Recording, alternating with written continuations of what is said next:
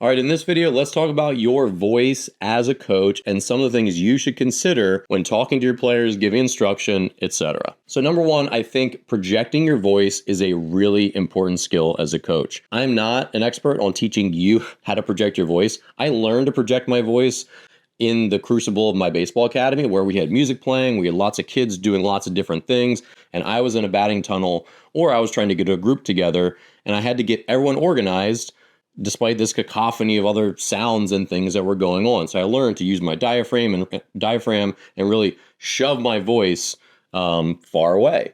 Now, if you don't feel like you have that skill, it's really important to start to think about it, just developing this presence as a coach that can rally the kids, that can also get kids organized and get instruction where it needs to go. So the biggest thing I want to plant is a kernel in you to say, do I do a good job projecting my voice and having a big presence with my tone of voice? And if not, how can I improve on that? Because I think that will help you get more buy-in and keep your practices organized as a coach. Number two, when it pertains to your voice and how you speak to your players, try not to speak in absolutes when it comes to their performance and their abilities. So here's an example. You have two 12-year-olds competing to play, to be your starting shortstop, and one of them clearly beats the other one. The other one's dejected. He wants to talk to you about it. So you're talking about, hey, look, I know you want to be our starting shortstop, but you just don't have the arm strength. You're just a step below our starters, agility. He's got a little more range than you, whatever it is. Now, the way I just said those, they seem kind of absolute. You don't have the arm strength. You don't have the range, right? Now, to a young kid, they might think, oh, I don't have those skills. I'll never be a shortstop.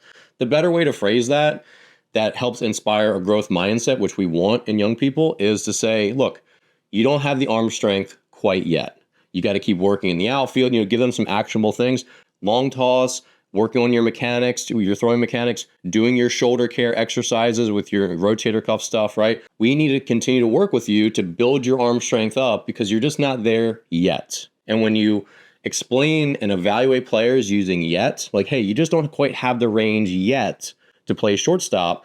But if you keep working on your foot speed, keep doing your sprint and agility drills, you keep showing up to practice working hard, then we think you could have the range to be our starting shortstop in the future, right? That's going to empower them to say, okay, I'm not measuring up today, but in 6 months or whatever, I could be that starting shortstop. So that's a good thing to remember anytime you're talking to players, not just the inflection and tone of your voice, but also how am I saying, and am I inspiring hopefulness in players that they can reach their long-term goals?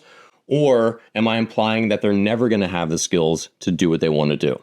Next, what does your tone of voice say and your inflection say? And does it ever cross the line to shaming players for something that they haven't done or did wrong or maybe didn't know? So here's an example.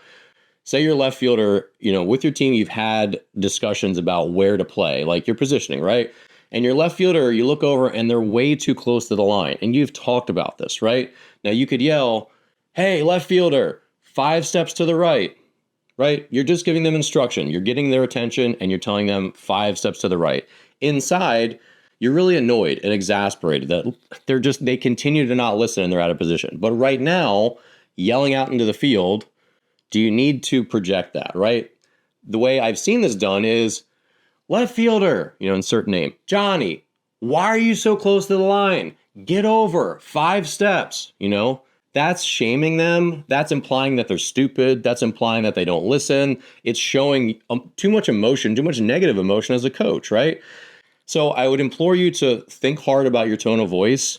And anytime you're instructing players, ask yourself, A, if I have to be loud and get the message out, say the practice is going on and they're far away or whatever, I got to get attention.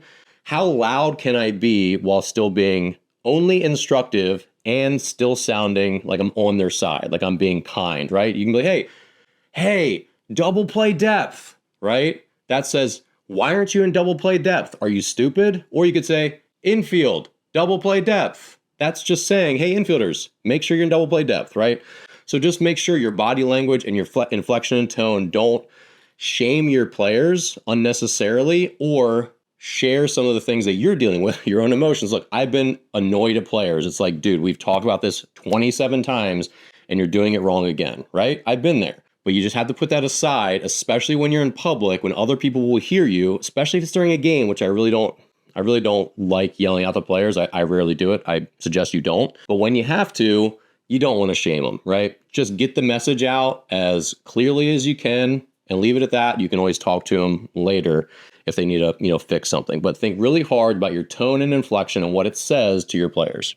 And the last big piece of language that you're using as a coach is your body language. So even if you're doing a really good job of kind of keeping this recital mindset, like when your team is playing, you're not yelling out a ton of instruction, which is my recommendation personally. I'm going to let my players fail. If they're in the wrong position within reason, I'm going to let it play out. We'll talk about it in between, innings in the dugout, whatever it is. I'm not trying to control their experience when we're playing. That said, even if you're not saying much, there's a lot of body language cues that you can send that your players are going to be looking over into the dugout for, when they make a mistake, they make an error. Do they see you do this, cross your arms, head rolls, eye rolls? Do they see you throw your hands up when they miss the cutoff man again? Be really careful about your body language. Body language telegraphs a ton of information, a lot of times more so than the actual words you use themselves. So be really careful about your body language, and especially when players make a mistake out there, have some positive body language. You be like, hey, like, we're good. A thumbs up, a clap, even if it's a kind of silent clap, or just like, hey, no big deal. Help players understand that it's okay to make mistakes. They can feel free to challenge themselves, make the play with some joy, play with some recklessness, and not feel like every time they look over, coach is, throwing his hands up and rolling their eyes. All right. So hopefully today's video is helpful. What you say and how you say it as a coach is super important for getting the best out of your players. And look, everything today that I'm sharing is for you to improve the performance of your players. When your players feel like they have a full emotional tank, to quote the Positive Coaching Alliance, it's one of their big tenets.